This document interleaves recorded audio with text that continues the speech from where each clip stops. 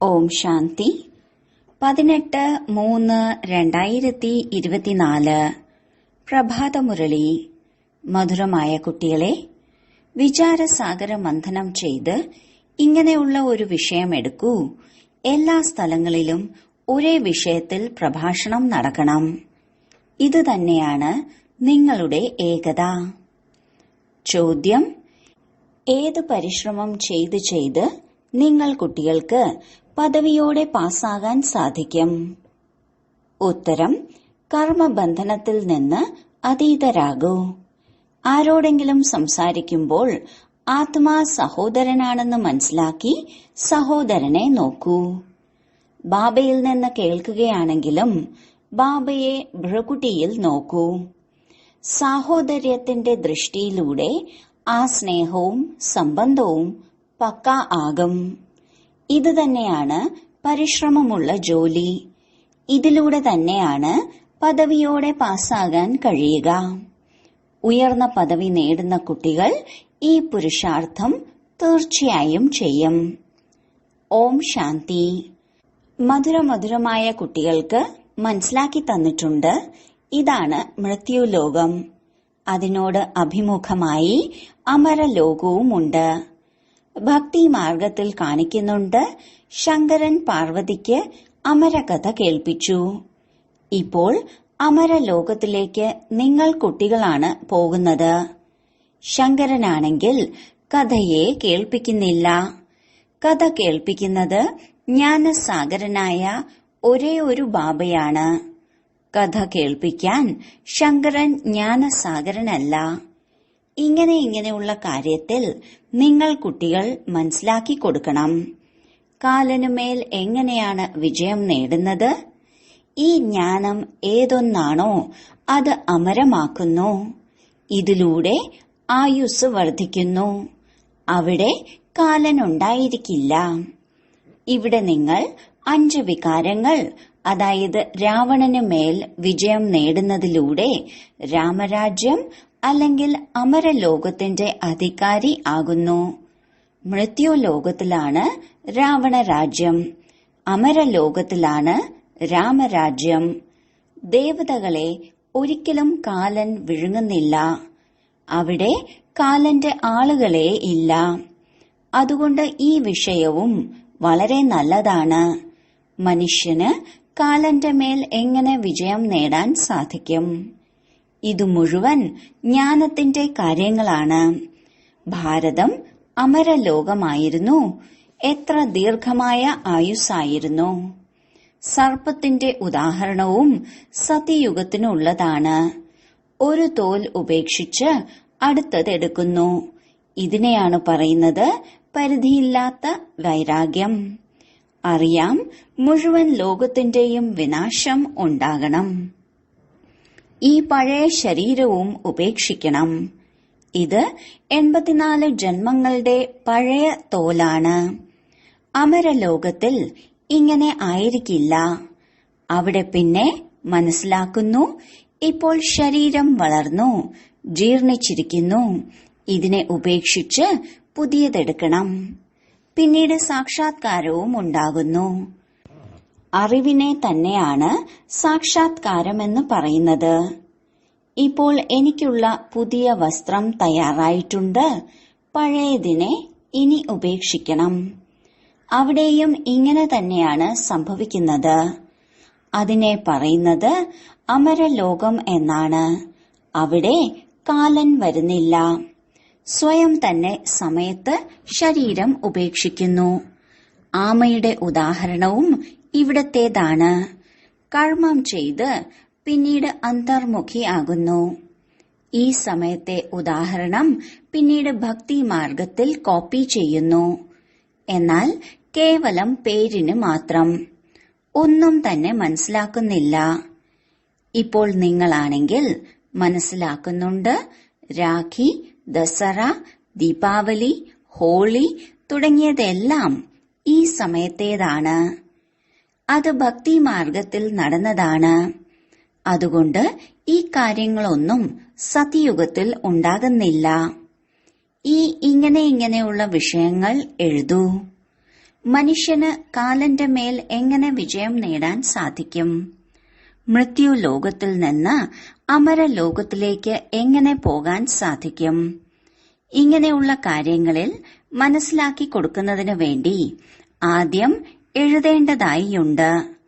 ഏതുപോലെയാണോ നാടകത്തിന്റെ കഥ എഴുതുന്നത്, ഇന്ന് ഇന്ന നാടകമാണ്. നിങ്ങളുടെ അടുക്കലും പോയിന്റ്സിന്റെ ലിസ്റ്റ് ഉണ്ടായിരിക്കണം. ഇന്ന് ഈ ടോപ്പിക്കിൽ മനസ്സിലാക്കി കൊടുക്കും. രാവണ രാജ്യത്തിൽ നിന്ന് ദൈവിക രാജ്യത്തിലേക്ക് എങ്ങനെ പോകാൻ സാധിക്കും? അറിവ് അത് ഒന്നു തന്നെയാണ്. എന്നാൽ വ്യത്യസ്തങ്ങളായ വിഷയങ്ങൾ കേൾപ്പിക്കുന്നതിലൂടെ സന്തോഷമുണ്ടാകും. അതായത് പരിധിയില്ലാത്ത അച്ഛനിൽ നിന്ന് പരിധിയില്ലാത്ത സമ്പത്ത് എങ്ങനെയാണ് ലഭിക്കുന്നത്? ഏതുപോലെയാണോ സന്യാസിമാരുടേത് പത്രത്തിലിടുന്നത്, ഇന്ന് 125-ാം യജ്ഞം രചിച്ചിരിക്കുന്നു, അതിൽ ഇന്നതെല്ലാം കേൾപ്പിക്കും. ഇവിടെയാണെങ്കിൽ ബാബ പറയുന്നു, ഞാൻ ഒരൊറ്റ പ്രാവശ്യമാണ് യജ്ഞം രചിക്കുന്നത്, അതിൽ മുഴുവൻ പഴയ ലോകവും സ്വാഹ ആകുന്നു. അവരാണെങ്കിൽ വളരെ യജ്ഞങ്ങൾ രചിക്കുന്നു, എഴുന്നള്ളത്തുകളൊക്കെ നടത്തുന്നു. ഇവിടെയാണെങ്കിൽ നിങ്ങൾക്കറിയാം, ഇത് രുദ്ര ശിവബാബയുടെ ഒരേ ഒരു യജ്ഞമാണ്. അതിൽ മുഴുവൻ ലോകവും സ്വാഹ ആകുന്നു. പുതിയ ലോകത്തിന്റെ സ്ഥാപനയുണ്ടാകുന്നു. അങ്ങനെ നിങ്ങൾ പോയി ദേവതയാകുന്നു. ഇതും ബാബ നിങ്ങൾക്കാണ് മനസ്സിലാക്കി തരുന്നത്. രചയിതാവായ ബാബ തന്നെയാണ് വന്ന് തന്റെ രചനയുടെ ആദിമധ്യ അന്ത്യത്തിന്റെയും ജ്ഞാനം നൽകുന്നത്, രാജയോഗവും പഠിപ്പിക്കുന്നത്. സത്യയുഗത്തിലുള്ളത് പവിത്ര ദേവതകൾ മാത്രമാണ്. അവർ രാജ്യവും ഭരിക്കുന്നു. അതിനെയാണ് പറയുന്നത് ആദി സനാതന ദേവി ദേവതാ ധർമ്മം. ഇതും വിഷയമായി വയ്ക്കാൻ സാധിക്കും. അതായത് ആദി സനാതന സത്യയുഗി ദേവി ദേവതാ ധർമ്മത്തിന്റെ സ്ഥാപന എങ്ങനെയാണ് നടന്നുകൊണ്ടിരിക്കുന്നത്, വിശ്വത്തിൽ ശാന്തി എങ്ങനെയാണ് സ്ഥാപിക്കപ്പെടുന്നത് വന്ന് മനസ്സിലാക്കൂ. പരമപിത പരമാത്മാവിനല്ലാതെ വിശ്വത്തിൽ ശാന്തി സ്ഥാപിക്കാനുള്ള നിർദ്ദേശം മറ്റാർക്കും നൽകാൻ സാധിക്കില്ല. നിർദ്ദേശം കൊടുക്കുന്നവർക്കും സമ്മാനം ലഭിക്കാറുണ്ട്. വിശ്വത്തിൽ ശാന്തി സ്ഥാപിക്കുന്നതിനുള്ള സമ്മാനം എങ്ങനെയാണ്, ആരാണ് നൽകുന്നത്? ഇതും ടോപ്പിക്കാണ്. ഇങ്ങനെ വിചാരസാഗര മന്ഥനം ചെയ്ത് ടോപ്പിക്ക് കണ്ടെത്തണം. ഇങ്ങനെയുള്ള പദ്ധതി ആയിരിക്കണം. എല്ലാ സ്ഥലങ്ങളിലും ഒരേ ടോപ്പിക് ആയിരിക്കണം. എല്ലാവർക്കും പരസ്പരം ബന്ധമുണ്ടായിരിക്കും. ഇങ്ങനെയുള്ള ലിസ്റ്റ് ഉണ്ടാക്കി ആദ്യം സൂചന നൽകണം. പിന്നീട് വാർത്ത ഡൽഹിയിൽ വരണം. എല്ലാവരും അറിയണം, എല്ലാ സ്ഥലങ്ങളിലും ഇതേ പ്രഭാഷണമാണ് നടന്നത്. ഇതിനെ തന്നെയാണ് പറയുന്നത് ഐക്യം. മുഴുവൻ ലോകത്തിലും അനൈക്യമാണ് ഉള്ളത്. രാമരാജ്യത്തിന്റെ മഹിമയാണ് സിംഹവും പശുവും ഒരുമിച്ച് വെള്ളം കുടിക്കുന്നു. ത്രേതായിൽ ഇങ്ങനെയുള്ള മഹിമയുണ്ട് എങ്കിൽ സത്യയുഗത്തിൽ എന്താ ഉണ്ടായിരിക്കില്ലേ? ബാക്കി ശാസ്ത്രങ്ങളിൽ അനേക കഥകൾ എഴുതി വെച്ചിട്ടുണ്ട്. നിങ്ങളാണെങ്കിൽ ബാബയിൽ നിന്ന് ഒരേ ഒരു കഥ കേൾക്കുന്നു. ലോകത്തിൽ അനേക കഥകൾ ഉണ്ടാക്കിക്കൊണ്ടിരിക്കുന്നുണ്ട്. ദ്വാപരം മുതൽ കലിയുഗം വരെ എന്തെല്ലാം ശാസ്ത്രം മുതലായവയാണോ നടക്കുന്നത്, അതൊന്നും അവിടെ ഉണ്ടാകില്ല. ഭക്തി മാർഗത്തിന്റെ എല്ലാ കാര്യങ്ങളും പൂർത്തിയാകുന്നു. ഇവിടെ നിങ്ങൾ എന്തെല്ലാമാണോ കാണുന്നത് അതെല്ലാം ആസുരീയമാണ്. അതിനെ കണ്ടിട്ടും കാണാതിരിക്കൂ, കേട്ടിട്ടും കേൾക്കരുത്. ഇപ്പോൾ ബാബ എന്താണോ മനസ്സിലാക്കി തരുന്നത് അത് ബുദ്ധിയിൽ വെക്കൂ. നമ്മൾ സംഗമയുഗി ബ്രാഹ്മണർ എത്ര ഉയർന്നവരാണ്, ദേവതകളെക്കാളും ഉയർന്നതാണ്. ഈ സമയം നമ്മൾ ഈശ്വരീയ സന്താനമാണ്. പതുക്കെ പതുക്കെ വൃദ്ധി പ്രാപിച്ചുകൊണ്ടിരിക്കുന്നു. ഇത്രയും സഹജമായ കാര്യം പോലും ആരുടെയും ബുദ്ധിയിൽ വരുന്നില്ല. നമ്മൾ ഈശ്വരീയ സന്താനമാണെങ്കിൽ തീർച്ചയായും സ്വർഗത്തിന്റെ അധികാരി ആകണം. എന്തുകൊണ്ടെന്നാൽ ആ അച്ഛനാണ് സ്വർഗം സ്ഥാപന ചെയ്യുന്നത്. കോടിക്കണക്കിന് വർഷമെന്ന് പറയുന്നതിലൂടെ ഒരു കാര്യവും ഓർമ്മയിലില്ല. ബാബ വന്ന് ഓർമ്മ നൽകുന്നു, ഇത് 5000 വർഷത്തിന്റെ കാര്യമാണ്. നിങ്ങൾ ദേവീ ദേവതകളായിരുന്നു, ഇപ്പോൾ വീണ്ടും നിങ്ങളെ അത് തന്നെ ആക്കുന്നു. സന്മുഖത്ത് കേൾക്കുന്നതിലൂടെ എത്ര സന്തോഷവും ഉന്മേഷവും വരുന്നു. കുട്ടികൾ ആരാണോ ബുദ്ധിയുള്ളവരും വിവേകശാലിയുമായിട്ടുള്ളത്, അവരുടെ ബുദ്ധിയിൽ വരുന്നു, നമുക്ക് ബാബയിൽ നിന്ന് തീർച്ചയായും സമ്പത്ത് നേടണം. ബാബയാണ് പുതിയ ലോകം രചിക്കുന്നതെങ്കിൽ നമ്മളും തീർച്ചയായും പുതിയ ലോകത്തിൽ ഉണ്ടായിരിക്കണം. എല്ലാ കുട്ടികളും ഒരച്ഛന്റേതാണ്. എല്ലാവരുടെയും ധർമ്മം, എല്ലാവരുടെയും വസിക്കുന്ന സ്ഥലം, പോക്കുവരവ് എല്ലാം വ്യത്യസ്ത പ്രകാരത്തിലാണ്. എങ്ങനെയാണ് വന്ന് മൂലവതനത്തിൽ നിവസിക്കുന്നത്? ഇതും ബുദ്ധിയിലുണ്ട്. മൂലവതനത്തിൽ ആത്മാവൃക്ഷമുണ്ട്. സൂക്ഷ്മവതനത്തിൽ വൃക്ഷം കാണിക്കാൻ സാധിക്കില്ല. അവിടെ എന്തെല്ലാമാണോ കാണിക്കുന്നത് അതെല്ലാം സാക്ഷാത്കാരത്തിന്റെ കാര്യങ്ങളാണ്. ഇതെല്ലാം ഡ്രാമയിൽ അടങ്ങിയിട്ടുണ്ട്. സൂക്ഷ്മവതനത്തിലും പോകുന്നുണ്ട്. അവിടെ ചലനമാണ് നടക്കുന്നത്. ഇടയ്ക്കാദ്യം ശബ്ദമില്ലാത്ത ചലന നാടകവും ഉണ്ടാക്കിയിരുന്നു. പിന്നീടാണ് ശബ്ദമുള്ളതായത്. നിശബ്ദ നാടകമാണെങ്കിൽ ഉണ്ടാക്കാനും സാധിക്കില്ല. കുട്ടികൾക്കറിയാം നമ്മൾ ശാന്തിയിൽ എങ്ങനെയാണ് കഴിയുന്നത് എന്ന്. ഏതുപോലെയാണോ അവിടെ ആത്മാക്കളുടെ വൃക്ഷമുള്ളത്, അതുപോലെ ഇവിടെ മനുഷ്യരുടേതുമുണ്ട്. അതുകൊണ്ട് ഇങ്ങനെയുള്ള കാര്യങ്ങൾ ബുദ്ധിയിൽ വെച്ച് നിങ്ങൾക്ക് ഭാഷണം ചെയ്യാൻ സാധിക്കും. എന്നാലും പഠിക്കാൻ സമയമെടുക്കുന്നുണ്ട്. പരിശ്രമിച്ച് ഇതും മനസ്സിലാക്കി എന്നിരിക്കട്ടെ. എന്നാൽ ഓർമ്മയുടെ യാത്ര എവിടെ? അതിലൂടെയാണ് ധാരണയും സന്തോഷവും ഉണ്ടാകുന്നത്. ഇപ്പോൾ നിങ്ങൾ യഥാർത്ഥ രീതിയിൽ യോഗം പഠിച്ചുകൊണ്ടിരിക്കുന്നു. കുട്ടികൾക്ക് മനസ്സിലാക്കി തന്നിട്ടുണ്ട്, എല്ലാവരെയും സഹോദരനായി കാണൂ. ആത്മാവിന്റെ സിംഹാസനം അത് ഇതാണ്. അതുകൊണ്ടാണ് ഭാഗീരഥനായ ബാബയുടെ സിംഹാസനവും പ്രസിദ്ധമായിട്ടുള്ളത്. ആർക്കെങ്കിലും മനസ്സിലാക്കി കൊടുക്കുമ്പോൾ ഇങ്ങനെ കരുതൂ, ഞാൻ സഹോദരങ്ങൾക്ക് മനസ്സിലാക്കി കൊടുക്കുകയാണ്. ഈ ദൃഷ്ടി ആയിരിക്കണം. ഇതിൽ തന്നെയാണ് വലിയ പരിശ്രമവും ഉള്ളത്.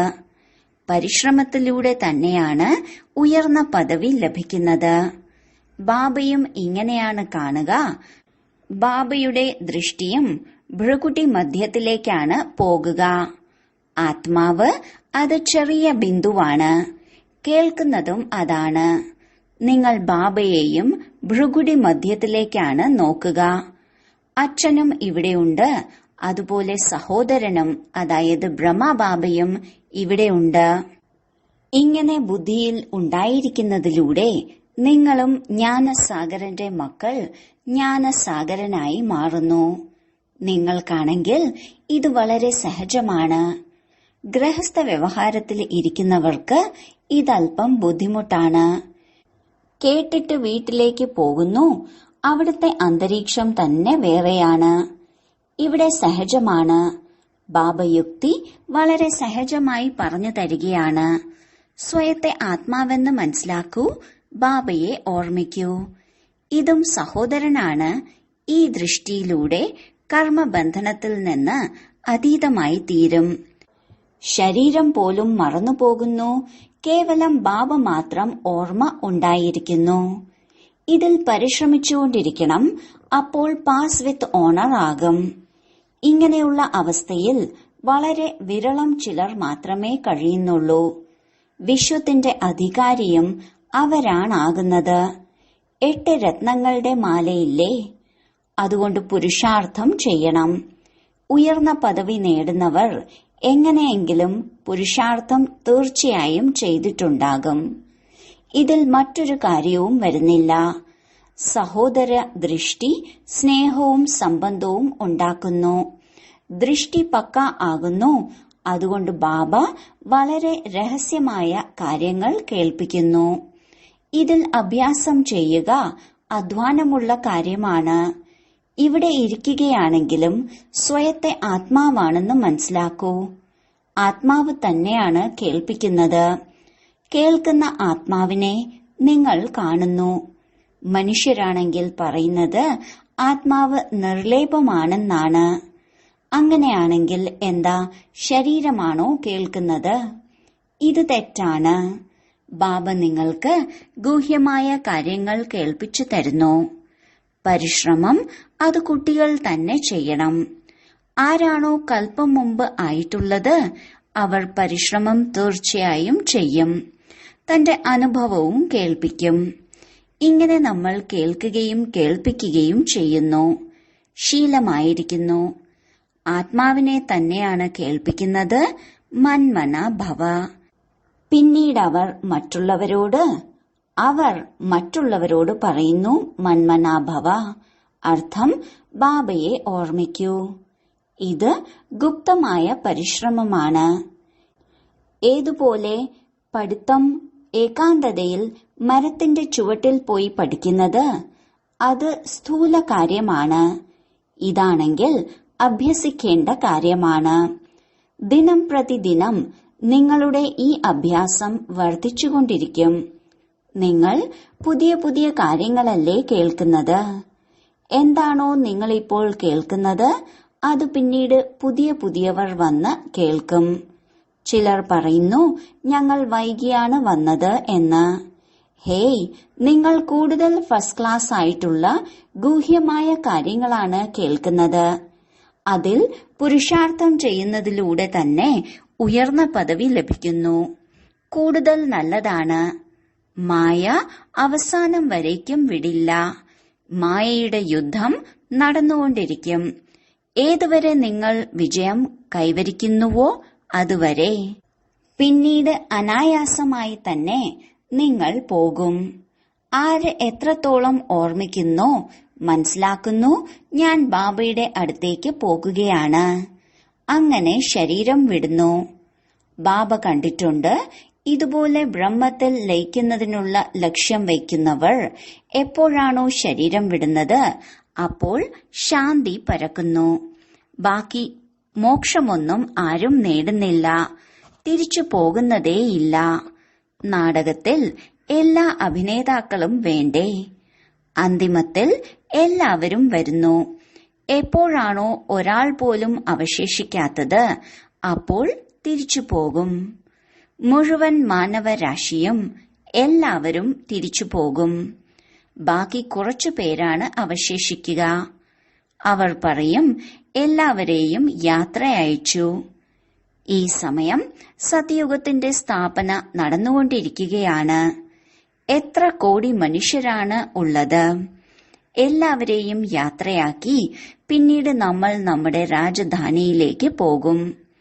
അവർ കൂടിയത് 40-50 പേരെ യാത്രയാക്കിയിട്ടുണ്ടാകും. നിങ്ങൾ എത്ര പേരെയാണ് യാത്രയയക്കുന്നത്? എല്ലാവരും കൊതുകിൻ കൂട്ടങ്ങളെ പോലെ ശാന്തിധാമത്തിലേക്ക് പോകും.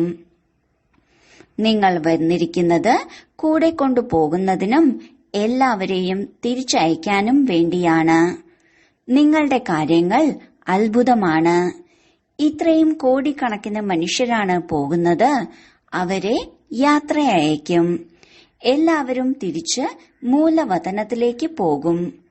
ഇതും നിങ്ങളുടെ ബുദ്ധിയിൽ മാത്രമാണ് പ്രവർത്തിക്കുന്നത്. പതുക്കെ പതുക്കെ വൃക്ഷം വലുതാകും. പിന്നീട് വിഷ്ണുമാല രുദ്രമാലയാകും. ഈ കാര്യം നിങ്ങൾ കുട്ടികളുടെ ബുദ്ധിയിലുണ്ട്. അതായത് രുദ്രമാല എങ്ങനെയാണ് വിഷ്ണുമാലയാകുന്നത് എന്ന്. നിങ്ങളിലും ആരാണോ വിശാല ബുദ്ധിയായിട്ടുള്ളത് അവർക്കാണ് ഈ കാര്യങ്ങൾ മനസ്സിലാക്കാൻ സാധിക്കുന്നത്. അനേക പ്രകാരത്തിൽ ബാബ മനസ്സിലാക്കി തന്നുകൊണ്ടിരിക്കുന്നുണ്ട് ഓർമ്മിക്കാൻ വേണ്ടി. നമ്മൾ രുദ്രമാലയിൽ പോയി പിന്നീട് വിഷ്ണുമാലയിൽ വരും. പിന്നീട് നമ്പർ അനുസരിച്ച് വന്നുകൊണ്ടിരിക്കും. എത്ര വലിയ രുദ്രമാലയാണ്! ഈ ജ്ഞാനം ആരും അറിയുന്നില്ല. തുടക്കം മുതൽ ഈ ജ്ഞാനം ആരും അറിയുന്നില്ല. നിങ്ങൾ സംഗമയുഗി ബ്രാഹ്മണർ മാത്രമാണ് അറിയുന്നത്. ഈ സംഗമയുഗത്തെ ഓർമ്മിക്കുകയാണെങ്കിൽ മുഴുവൻ ജ്ഞാനവും ബുദ്ധിയിൽ വരും. നിങ്ങളാണ് ലൈറ്റ് ഹൌസ്, എല്ലാവരെയും ലക്ഷ്യത്തിൽ എത്തിക്കുന്നവർ. നിങ്ങൾ എങ്ങനെയുള്ള നല്ല ലൈറ്റ് ഹൌസ് ആയാണ് മാറുന്നത്? നിങ്ങൾക്ക് ചേരാത്തതായി ഇങ്ങനെയുള്ള ഒരു കാര്യവും ഉണ്ടാകുന്നില്ല. നിങ്ങൾ ഡോക്ടറുമാണ്, സ്വർണ കച്ചവടക്കാരനുമാണ്, അലക്കുകാരനുമാണ്. എല്ലാ വിശേഷതകളും നിങ്ങളിൽ വരുന്നു. നിങ്ങളുടെ മഹിമയും ഉണ്ടാകുന്നു. എന്നാൽ നമ്പർ വൈസ് പുരുഷാർത്ഥമനുസരിച്ച് എങ്ങനെയുള്ള കർത്തവ്യമാണോ ചെയ്യുന്നത് അതുപോലെയുള്ള മഹിമയാണ് ഉണ്ടാകുന്നത്. ബാബയാണെങ്കിൽ നിർദ്ദേശം നൽകുന്നുണ്ട്. അതിൽ ചിന്തിക്കുക, സെമിനാർ നടത്തുക നിങ്ങൾ കുട്ടികളുടെ ജോലിയാണ്. ബാബ ഒന്നും തടയുന്നില്ല. ശരി, വളരെ കേൾപ്പിക്കുന്നതിലൂടെ എന്ത് പ്രയോജനമാണ് ഉള്ളത്? ബാബ പറയുന്നു, മന്മന ഭവ. ബാബ നിങ്ങളെ എത്ര പോഷകമുള്ള സാധനമാണ് കഴിപ്പിക്കുന്നത്. ശരി, വളരെ കാലത്തെ വേർപാടിനു ശേഷം തിരിച്ചു കിട്ടിയ മധുരമധുരമായ ഓമന സന്താനങ്ങൾക്ക് മാതാവും പിതാവുമായ ബാബ്ദാദയുടെ സ്നേഹസ്മരണകളും പുലർക്കാല വന്ദനവും. ആത്മീയ പിതാവിന്റെ ആത്മീയ കുട്ടികൾക്ക് നമസ്കാരം. ധാരണയ്ക്കുള്ള മുഖ്യസാരം: 1. സദാ ലഹരിയുണ്ടായിരിക്കണം. നമ്മൾ സംഗമയുഗി ബ്രാഹ്മണർ ദേവതകളെക്കാളും ഉയർന്നവരാണ്. എന്തുകൊണ്ടെന്നാൽ നമ്മളിപ്പോൾ ഈശ്വരീയ സന്താനങ്ങളാണ്. നമ്മൾ മാസ്റ്റർ ജ്ഞാനസാഗരനാണ്. എല്ലാ വിശേഷതകളും ഇപ്പോൾ നമ്മളിൽ നിറഞ്ഞുകൊണ്ടിരിക്കുകയാണ്. 2. എന്താണോ ബാബ മനസ്സിലാക്കി തരുന്നത് അതുമാത്രം ബുദ്ധിയിൽ വെക്കണം. ബാക്കി എന്തു തന്നെ ആയാലും കേട്ടിട്ടും കേൾക്കാതിരിക്കൂ, കണ്ടിട്ടും കാണാതിരിക്കൂ. ആസുരീയമായത് കേൾക്കരുത്, ആസുരീയമായത് കാണരുത്. വരദാനം: ഈശ്വരീയ സേവനത്തിലൂടെ വൈവിധ്യമാർന്ന ഫലം പ്രാപ്തമാക്കുന്ന അധികാരി ആത്മാവായി ഭവിക്കട്ടെ. പറയാറുണ്ട്, സേവനം ചെയ്യൂ എങ്കിൽ ഫലം പ്രാപ്തമാകും. ഈശ്വരീയ ജ്ഞാനം കൊടുക്കൽ തന്നെയാണ് ഈശ്വരീയ സേവനം. ആര് ഈ സേവനം ചെയ്യുന്നുവോ അവർക്ക് അതീന്ദ്രിയ സുഖത്തിന്റെ, ശക്തികളുടെ, സന്തോഷത്തിന്റെ വൈവിധ്യമാർന്ന ഫലം ലഭിക്കുന്നു. താങ്കൾ ബ്രാഹ്മണർ തന്നെയാണ് ഇതിന്റെ അധികാരികൾ. എന്തുകൊണ്ടെന്നാൽ താങ്കളുടെ ജോലി തന്നെ ഈശ്വരീയ പഠിപ്പ് പഠിക്കലും പഠിപ്പിക്കലുമാണ്. ഇതിലൂടെ ഈശ്വരന്റേതായി മാറുകയും ചെയ്യുന്നു. അപ്പോൾ അങ്ങനെയുള്ള ഈശ്വരീയ സേവനം ചെയ്യുന്നതിലൂടെ ഈശ്വരീയ ഫലത്തിന്റെ അധികാരിയായി മാറി ഈ ലഹരിയിൽ തന്നെ ഇരിക്കൂ. സ്ലോഗൻ: ബാബയോടൊപ്പം ഇരുന്ന് കർമ്മം ചെയ്യൂ എങ്കിൽ ഡബിൾ ലൈറ്റ് ആയിരിക്കാം. ഓം ശാന്തി.